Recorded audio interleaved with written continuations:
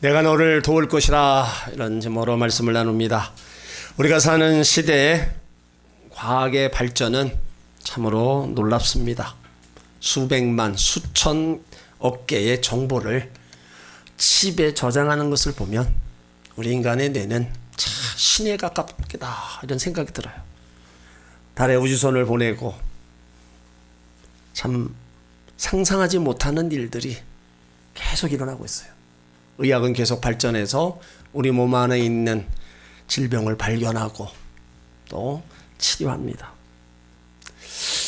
우리가 이런 것을 보면서 인간의 한계가 참 어디까지일까 하는 생각을 해보고, 한편으로는 또 두렵기도 하다는 겁니다.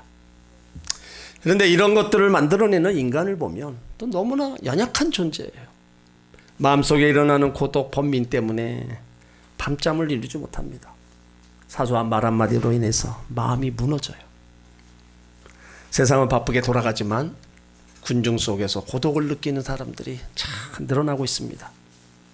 피할 수 없는 죽음 앞에서 인생은 떨어지는 낙엽처럼 되어버립니다. 그러니까 인간은 대단한 존재 같지만 너무나 약한 존재. 또 우리 삶에서 두려움을 느끼지 않는 날이 하루도 없습니다.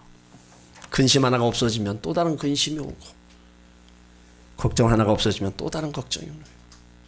이 두려움은 사람의 마음에 깊은 자국을 남겨서 모든 행동과 생활에 영향을 준다는 거예요.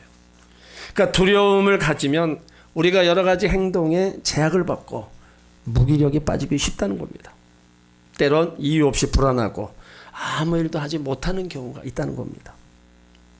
또 우리는 사람들과의 관계에서도 참 두려움을 갖고 있어요. 내 가족, 내가 사랑하는 사람, 내 옆에 있는 사람들에게 병이 생기면 어떡하는가, 하는 일이 잘못되면 어떡하는가.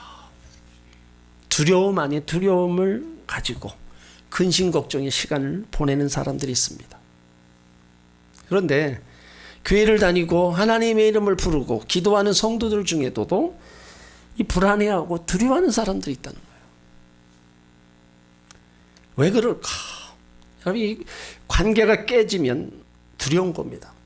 하나님과의 관계가 깨지고 하나님과 멀어지면 불안하고 두려운 거예요. 그래서 하나님과의 그 관계가 참으로 중요한 겁니다.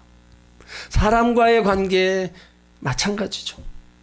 그러므로 두려운 일이 있고 걱정되는 일이 있다면 문제의 심각성으로 인해서 두려워 떨지 말고 우리는 하나님과의 그 관계를 먼저 생각하고 그 관계를 잘 회복되면 우리는 그 두려움에서 벗어나는 겁니다. 오늘 8절 말씀에 보면 하나님과 이스라엘 백성의 관계를 세 가지로 말씀하고 있어요. 나의 종 너 이스라엘아, 나의 택한 야곱아, 나의 벗 아브라함의 자손아, 나의 종 이스라엘아. 하나님과 이스라엘의 관계를 주인과 종의 관계로 말씀합니다. 나의 택한 야곱, 수많은 사람 중에서 너는 택함 받은 사람이라는 관계를 설명해 주고 있는 거예요. 그리고 나의 벗 아브라함의 자손, 하나님이 벗 친구라고 부르고 있는 거예요. 하나님은 이스라엘을 이런 관계의 대상으로 보았어요. 근데 이스라엘은 그렇게 보지 못했습니다. 정상적인 관계가 계속될 때는 불안하지 않고 두렵지도 않았습니다. 그런데 이스라엘 백성들이 죄를 지어 하나님 관계가 깨어지기 시작하니까 불안해하고 두려워하기 시작하는 거예요. 에덴 동산에 아담과 하와가 하나님과의 관계가 좋을 때는요, 그곳에서 아무 근심 걱정 없이 살았습니다. 근데 죄를 짓고 관계가 깨지니까 두려워서 숨어버리는 거예요. 우리들도 마찬가지입니다. 하나님의 종 택함 받은 자녀, 하나님의 벗인 우리가 하나님의 관계가 계속 지속될 때 불안해하지 않고 두렵지도 않아요. 그러나 죄를 짓고 하나님과의 거리가 멀어지면, 자꾸 하나님과의 관계가 깨어지면 불안해하고 두려운 겁니다. 그 두려움은 바로 누가 두려워해서가 아니라 자기 자신이 두려움을 사로잡히게 되는 거예요. 하나님께서는 관계가 깨진 이스라엘 백성들에게 아브라함을 불렀다. 너네들의 조상 아브라함을 내가 불러서 이렇게 삼아주셨다는 것을 다시 한번 말씀하는 거예요. 그래서 9절에 보면 내가 땅 끝에서부터 너를 붙들며 땅 모퉁이에서부터 너를 부르고 내게 이르기를 너는 나의 종이라 내가 너를 택하고 실어 버리지 아니하노라. 땅 모퉁이 땅 끝은 아브라함을 갈대아 우르에서 불러냈다는 겁니다. 거기서 불러내서 나의 종 나의 택한 자 내가 너를 실어 버리지 않겠다. 그러면 아브라함만 그랬어요? 저와 여러분도 똑같습니다. 죄악의 길에서 사망의 길에서 우리를 불러내서 하나님의 자녀로 삼아주시고 우리를 실어 버리지 아니하시는 정말로 귀중히 여기는 존재로 우리를 만들어 주셨다는 겁니다. 하나님은 관계가 깨어져 불안해하고 있는 이스라엘 백성들, 관계가 깨어져 있는 우리들에게 동일하게 말씀하시는 거예요. 하나님을 신뢰하며 하나님을 의지하면 그 관계가 회복된다. 그 관계가 회복되면 하나님의 도우심을 받을 수 있다는 겁니다. 그러면 바꿔서 얘기하면 우리가 자꾸 하나님과 멀어지고 관계가 깨어지면 하나님과의 도움을 받을 수 없다는 겁니다. 하나님은 우리를 너무 사랑하셔서 우리를 도와주기를 원하고 계신 겁니다. 그래서 오늘 10절 말씀에도 두려워 말라 내가 너와 함께함이니라 놀라지 말라 나는 내 하나님이 됨이니라 내가 너를 굳세게 하리라 참으로 너를 도와주리라 참으로 의로운 오른손으로 너를 붙들리라. 두려워하지 말라고 그랬는데 우리 삶에서 어떻게 우리가 안 두려워하겠어요? 우리는 생활에 두려움이 있습니다. 하루하루 산다는 게 두려움이에요. 오늘 한 달에 무슨 일이 일어날지 모르는 그런 두려움. 갑자기 생활하는 것 자체가 두렵고 벅차고 자신이 없어질 때가 있어요. 또 명예를 잃을 두려움도 있습니다. 나쁜 소문으로 사람들 때문에 따돌림 받거나 자신의 자존심이 무너질 경우를 두려워한다는 거예요. 또 사람들에 속아서 미혹을 받지 않을까 또 두려워한다는 거예요. 우리가 전도하다 보면 불신자나 타종교 사람들이 선뜻 말씀을 받아들이지 않는 이유가 뭐예요? 두려운 거예요. 이게 잘못된 종교가 아닌가? 잘못된 거 내가 받아들여서 내가 또 잘못된 길로 가는 게 아닌가? 이 두려움 때문에 선뜻 받아들이지 못하는 거예요. 또 우리에게는 죽음의 두려움이 있습니다. 피할 수 없는 근원적인 두려움이죠. 그리고 대중 앞에 나섬에 대한 두려움이 있습니다. 대인 공포라는 거예요. 발표의 불안, 이성의 불안, 손떨림, 대화 불안 같은 겁니다. 어떤 사람은 참 좋은 조건을 가지고 있는데도요, 이성을 사귀지 못하고 나이가 들어서 결혼하지 못합니다. 왜 그래요? 이성에 대한 근원적인 두려움, 불안이 있기 때문입니다. 여러 가지 두려움들은요, 우리 생활에 폭넓게 퍼져 있어서 우리가 알지 못하는 사이에 깊은 영향을 미치고 있는 겁니다. 이 두려움을 이기고 완전한 해결된 사람이 있다면요, 그 사람 대단한 인물입니다. 두려움이 없는 사람, 자기의 잠재력을 충분히 발휘할 수 있고요, 머리가 나쁘고 힘이 약해도 큰일 할 수 있습니다. 그만큼 두려움이 없다는 것은 삶에 큰 영향력을 끼치게 되는 겁니다. 하나님은 오늘 우리에게 두려워하지 말라는 그 말씀을 우리 가운데 하고 계세요. 그 두려움이 하지 말라는 게 근원이 뭐예요? 내가 너와 함께 한다는 겁니다. 불치의 병, 사업 실패, 자존감이 무너질 때 두려워하지 말라는 거예요. 환경을 보고 미래를 생각해 보면서 불안하고 두려워지지만 그러지 말아라. 왜? 내가 너와 함께하고 있다. 하나님의 약속은요, 어제나 오늘이나 영토록 동일합니다. 하나님 편에서는 아무 문제가 없어요. 근데 문제는 뭐예요? 우리 편의 문제예요. 내가 믿음이 너무 흔들리는 겁니다. 때로는 기다릴 줄 알아야 되는데 기다릴 줄 못하고 조급하게 행동하는 거예요. 하나님은요, 내가 어둠 속에 방황할 때도 나와 함께 해주셨고요, 죄 중에서 고통당할 때도 버리지 않으셨습니다. 때로는 우리는 생각을 하죠. 고통 속에 있을 때 하나님 보이지 않고 멀리 계시는 것 같았다. 아니에요. 여러분, 고통 속에서도 하나님은 그 가운데 일하고 계셨기에 우리가 시간을 지나고 나서 보면은 그 하나님의 일하는 흔적을 볼 수 있는 겁니다. 하나님의 은혜와 하나님의 도우심이 없었다면 오늘 우리가 어떻게 여기 있겠어요? 그 과정에 힘든 일, 어려운 일 많이 있었지만 그 가운데서도 하나님 알게 모르게 다 이것저것 사람을 통해서 환경을 통해서 다 도와주셔서 우리를 여기까지 세워주신 줄 믿으시길 바랍니다. 우리가 하나님 믿는다고 해서 고통이 완전히 사라지는 게 아니잖아요. 기도한다고 해서 금방 문제가 해결받는 것도 아니에요. 문제의 고통은 여전히 남아있어요. 그런데 하나님은요, 우리 가운데 이길 힘을 주시는 거예요. 고난과 고통 가운데 싸워 이길 능력이 내 안에 생기는 겁니다. 그러니까 우리가 가장 큰 문제, 두려워하고 겁을 먹는 겁니다. 그래서 하나님은 두려워하지 말라는 거예요. 하나님을 신뢰하고 두려워하지 않고 놀라지 않는다면 우리 앞에 다가오는 고통과 고난의 모든 일들이 축복의 도구로 바뀔 것입니다. 고통과 고난의 두려움이 몰려와도 하나님을 온전히 신뢰하며 나가면 이길 수 있다는 그 믿음을 가지시길 주의 이름으로 축원합니다. 행복과 불행은 우연도 아니고요, 다른 사람에 의해서 결정되는 게 아닙니다. 내가 선택하는 거예요. 내가 불행을 선택하면 불행해지는 거고, 내가 행복을 선택하면 행복해지는 겁니다. 여러분들은 행복을 선택하셨어요. 여러분들은 하나님 자녀고 하나님께 사랑받는 자녀들입니다.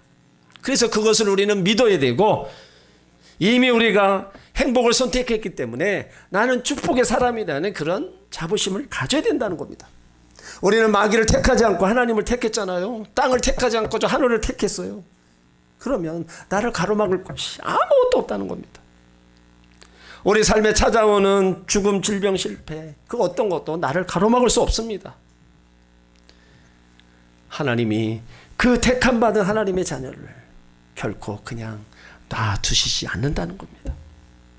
그래서 하나님은 계속 얘기하시는 거예요. 놀라지 말라, 두려워하지 말라. 이 말은 이것을 선택하지 말라는 겁니다.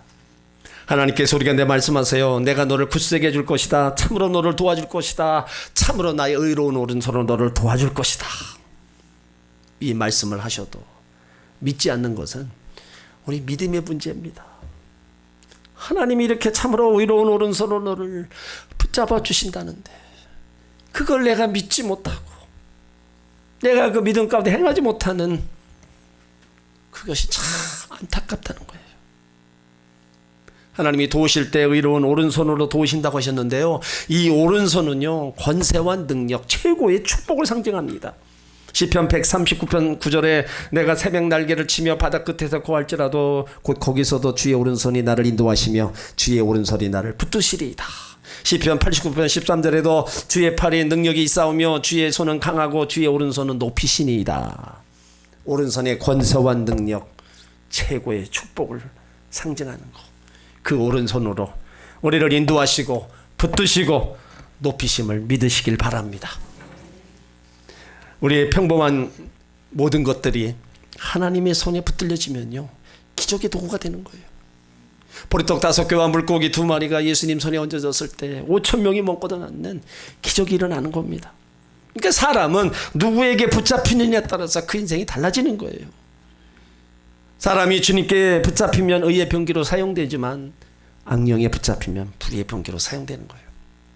그래서 하나님이 우리를 붙잡아 주시면요 우리 삶은 완전히 달라질 수밖에 없습니다.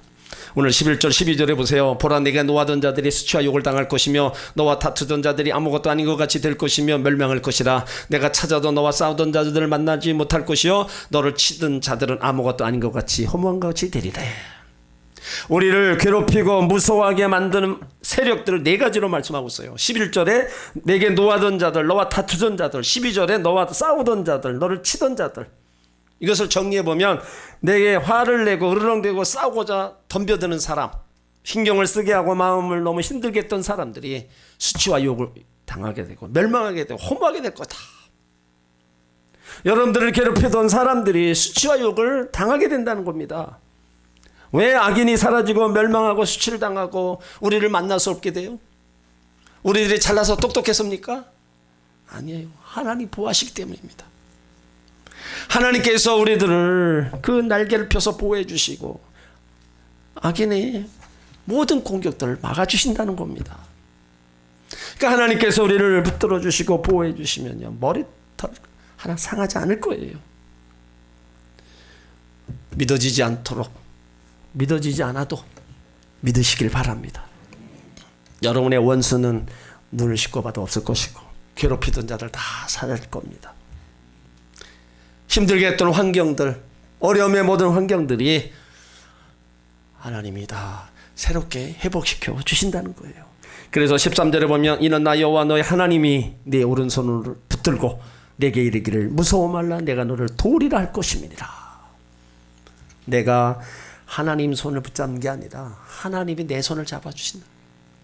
내가 하나님 손 잡으면은요 놓칠 수 있습니다. 근데 하나님께서 나를 붙잡고 계시면 내가 힘이 없어도 절대로 놓지 않으시는 거예요. 그러므로 우리가 어떤 일을 만나더라도 우리가 두려움 갖지 말고 하나님을 찾고 하나님 앞에 도움을 청해야 된다는 거예요. 하나님이 우리를 도와주시면요 안 되는 게 잘 됩니다. 하나님이 도와주시면 약점이 강점이 되고요, 하나님이 도와주시면 닫혀있는 것들이 열려지게 되는 겁니다. 내게 힘 있는 것이 아니라 나 안에 계신 예수 그리스도의 힘이에요. 그래서 하나님 함께 하시며 지키시고 보호하신다, 약속의 말씀을 주고 계신 거예요.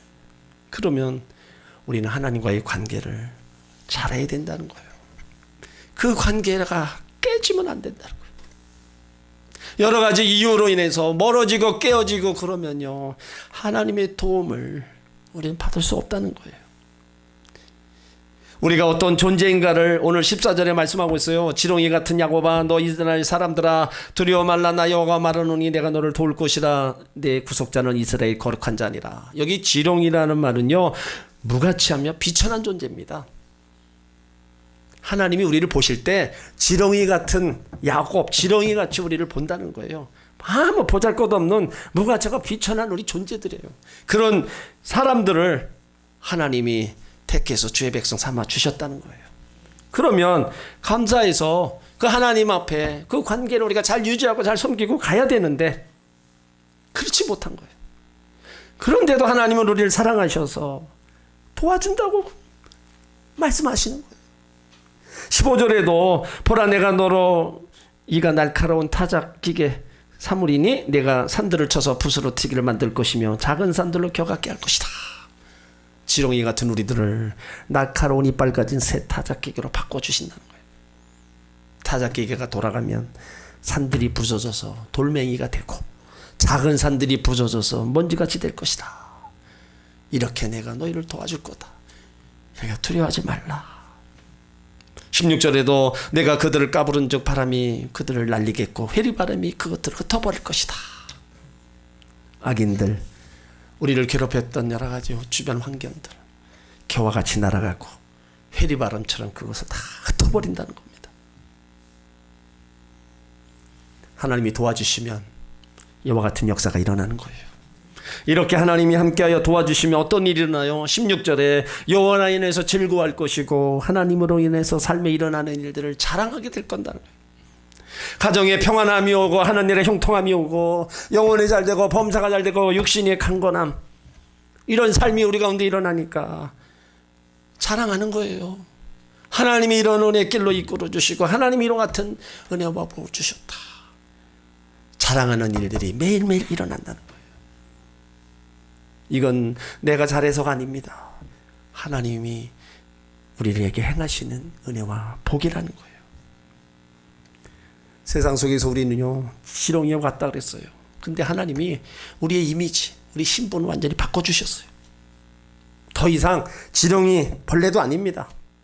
하나님의 백성으로 하나님 말씀을 이제 하나님의 음성으로 받아들이고 온전히 하나님을 신뢰하며 나갈 때 나의 삶의 능력과 기쁨이 내 안에서부터 경험하게 되는 겁니다. 그렇게 되다 보면 우리의 모습, 우리의 인생, 우리 삶이 달라질 수밖에 없습니다. 주님과 함께하는 우리의 삶, 하는 일, 직장, 여러분 그건 내가 변화시키는 게 아니라 하나님이 변화시켜 주시는 거예요. 자녀들 기도하는 그 기도대로 그 자녀들을 변화시켜 주시는 거예요. 그러니까 우리 삶에 안 바뀔 수가 없는 겁니다. 새롭게 바뀌어지는 역사가 바로 그것이 하나님 함께하는 흔적들이고 하나님 함께하는 다 일들이에요. 그러니까 우리가 여러 가지 살아가면서 일어나는 모든 일들 앞에 첫적으로 우리가 하나님 말씀을 듣고 힘을 내고 어떻게든 하나님과 멀어지지 않으려고 하나님과 가까이 하려고 우리가 힘쓰고 애써야 된다는 거예요. 오늘 우리가 사는 이 세상이 불안한 세대, 혼란스러운 세대, 정착감이 상실된 세대라. 그래서 우리 가운데 항상 들려오는 얘기가 다 안 좋은 얘기만 들려오잖아요. 사회, 정치, 뭐 경제 다 풀어내. 그러니까 인간의 사는 삶에는요, 이런 일들이 계속 일어날 수밖에 없습니다. 그렇다면 우리가 어떻게 해요? 우리는 우리 삶에 정말 하나님의 도움을 구하지 않을 수가 없는 겁니다. 하나님의 도움을 받지 않는다면요, 어렵고 힘든 세상 살아갈 수가 없어요. 시편 121편 1절로 2절에 내가 산을 향하여 눈을 들리라. 나의 도움이 어디서 올꼬? 나의 도움은 천지를 지으신 여호와에게서로다. 2003년 우리에게 주어져서 우리가 달려가고 있어요. 근데 생활은 별로 달라진 게 없습니다. 미래는 여전히 불확실합니다. 정치적 불안이 사라지지 않고 경제 회복의 소식이 들리지 않아요. 월급만 안 오르고 모든 것이 올랐다고 하소연합니다. 실업자들은 실업을 면치 못하고 있고 노숙자들은 여전히 거리를 배회하고 있어요. 직장을 다녀도 직장에 대한 실직으로 두려움을 가지고 있습니다. 의학이 발달해도 죽음에 대한 두려움도 멈추지 않고 있어요. 소망을 이야기하는 사람이 별로 없습니다. 이런 불확실한 시대를 살아가는 우리에게 소망이 어디예요? 하나님이에요. 그래서 그 하나님 말씀하시는 거예요. 내가 너와 함께하여 너를 도우리라. 성경이 우리 가운데 주시는 축복의 메시지는요, 자신을 복되게 하려고 찾아와 주시는 하나님의 도움, 그 하나님의 도움을 자기 것으로 만들라는 겁니다. 하나님이 나에게 포커스를 맞추고 있다는 것을 믿고 받아들이라는 거예요. 나 자신이 다른 사람보다 존귀한 존재가 아니라 하나님의 도움을 받아 존귀하게 살아가도록 하기 위해서 하나님이 우리를 도와주신다는 거예요. 그러니까 하나님의 도와주시라는 음성을 듣는 것이 세상을 부유하게 사는 길입니다. 그것을 위해서 하나님이 찾아오셔서 너의 하나님이 되겠다. 나는 너의 하나님이 되겠다. 너는 내 백성이 되고. 그러므로 힘든 세상을 살아가는 우리들, 하나님이 우리 가운데 주신 위로와 격려, 힘과 소망, 우리는 굳건히 붙잡아야 됩니다. 여러분의 영적인 눈이 열리기를 원합니다. 삶의 우선순위를 분명히 하시길 바랍니다. 분주함과 하는 일이 너무 잘 되어서 예배 드릴 시간이 없다면 하나님과 관계가 멀어지고 결국은 깨지는 거예요. 바쁜 시간에도 내 삶의 우선순위가 하나님 먼저로 예배를 드릴 때 하나님이 도와주십니다. 하나님이 붙잡아 주십니다. 분명히 우리 가운데 명령하시고 약속하신 거, 어려운 환경과 고난의 문제가 있다 할지라도 두려워하지 말고 하나님 앞에 오라는 거예요. 내가 너와 함께하면서 너를 굳세게 해주고 너를 도와주고 그 도와줌도 의로운 오른손으로 너를 붙잡아 주신다. 분명히 내가 너를 도울 것이라. 약속의 말씀을 믿으시길 바랍니다. 잠언 3장 4절에 그리하면 내가 하나님과 사람 앞에서 은총과 귀주경임을 받으리라.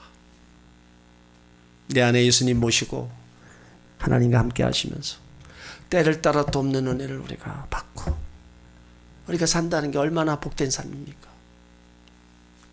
하나님과 함께하는 삶, 모든 세상에 일어나는 염려, 근심, 두려움에서 다 싸워 이기고 그 은혜를 누리며 살아가는 삶. 하나님이 그렇게 우리의 도움이 되기를 원하고 계시는 거예요. 그 도움이 되시기를 원하시는 그 하나님과의 그 관계를 잘 유지하시기 바랍니다. 어떤 상황에서도 잘 유지하시고 나가면 하나님이 내가 너를 도울 것이라 그대로 도와주실 줄 믿습니다.